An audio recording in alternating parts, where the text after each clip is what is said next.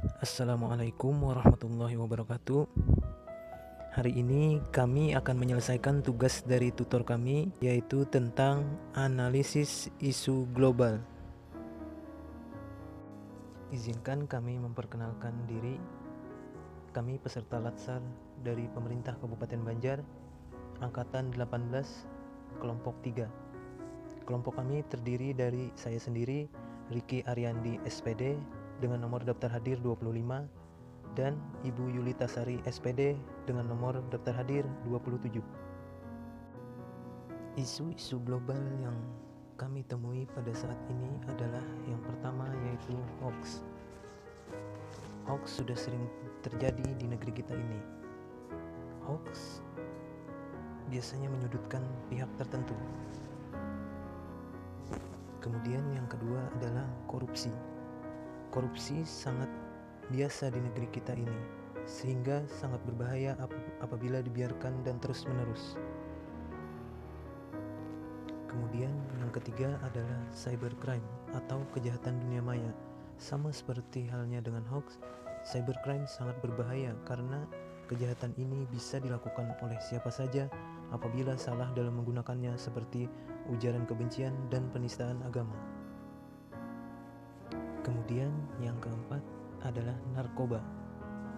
Isu ini adalah isu yang paling berbahaya karena rentan menghancurkan bangsa secara perlahan, karena yang diincarnya adalah generasi muda penerus bangsa untuk melanjutkan bangsa menjadi lebih baik. Kemudian yang kelima yaitu pandemi COVID-19. Sudah pasti penyebab dari pandemi COVID-19 ini mengakibatkan seperti yang pertama, banyaknya orang yang terkena wabah penyakit COVID-19. Kemudian yang kedua, lumpuhnya perekonomian suatu negara. Kemudian yang sangat berperan penting kami sebagai guru, yaitu sekolah menjadi daring atau pembelajaran online. Tahapan penyelesaian isu global. Yang pertama yaitu dengan metode pentahelix. Kemudian yang kedua yaitu dengan teknik tapisan USG. Yang ketiga yaitu dengan teknik analisis fishbone. Kemudian yang keempat yaitu dengan menyusun alternatif pemecahan isu dengan analisis SWOT yang dituangkan ke dalam tabel. Baik, untuk tahapan penyelesaian isu global berikutnya adalah menapis isu. Di sini, kelompok kami menggunakan teknik tapisan isu USG dengan kriteria atau indikator urgensi, seriousness, dan growth. Urgensi artinya seberapa mendesak isu tersebut harus dibahas, kemudian seriousness, seberapa serius isu tersebut harus diangkat, kemudian growth, seberapa besar kemungkinan buruk dari isu tersebut bila tidak terselesaikan. Dari kelima isu global yang sudah kami paparkan sebelumnya, di sini kami mengambil 5 isu global, yaitu hoax, korupsi, cybercrime, narkoba, dan pandemi COVID-19.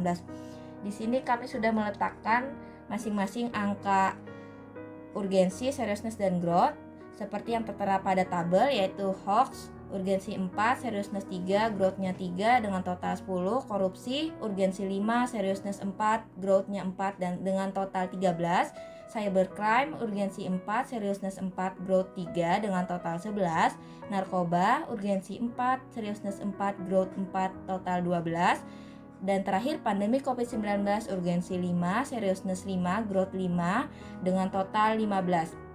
Dari total isu-isu global ini didapat peringkat yang menjadi isu prioritas dari isu global yang harus kami selesaikan. Di sini isu prioritas kami adalah pandemi COVID-19 dengan peringkat 1 dan total dari teknik tapisan USG yaitu 15. Berikutnya, tahapan untuk penyelesaian isu globalnya adalah menganalisis isu.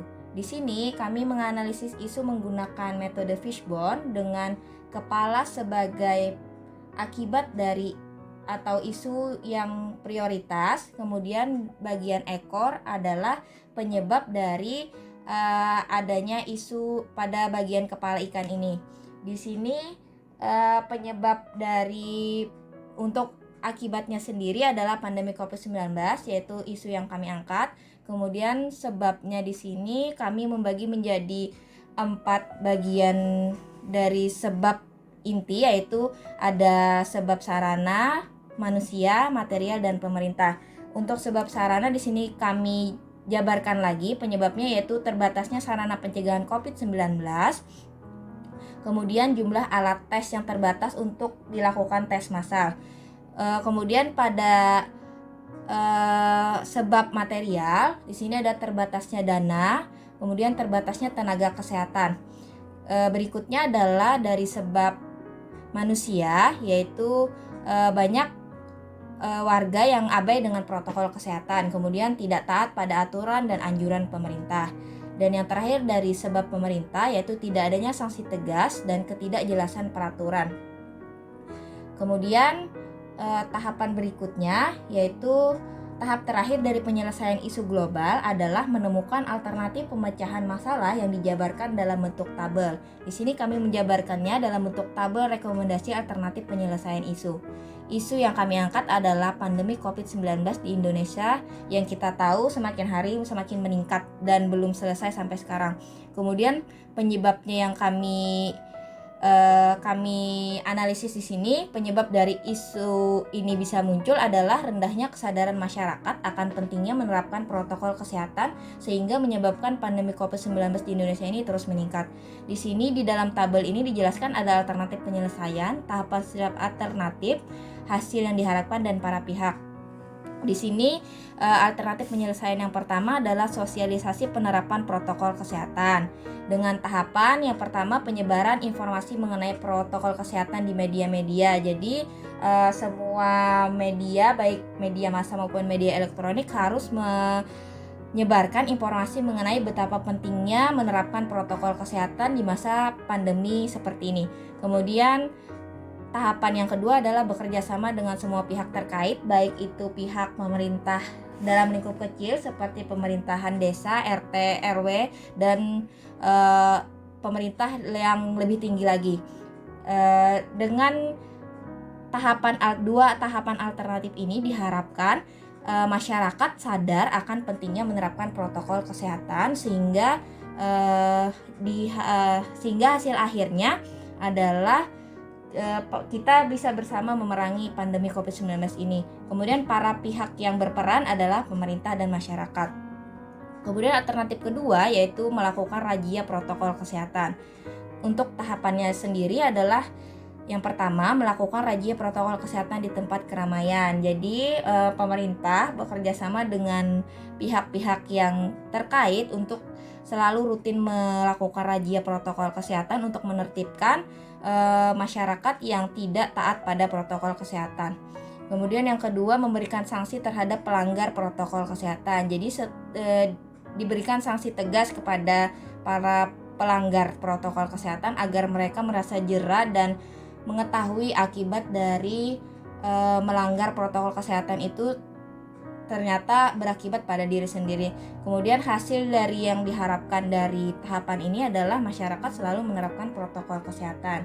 Jadi dari dua hasil ini tentunya harapan kita adalah kita bisa bersama memerangi pandemi COVID-19 dan mudah-mudahan kita bisa hidup kembali seperti semula. Kemudian para pihaknya di sini juga sama, yaitu pemerintah dan masyarakat.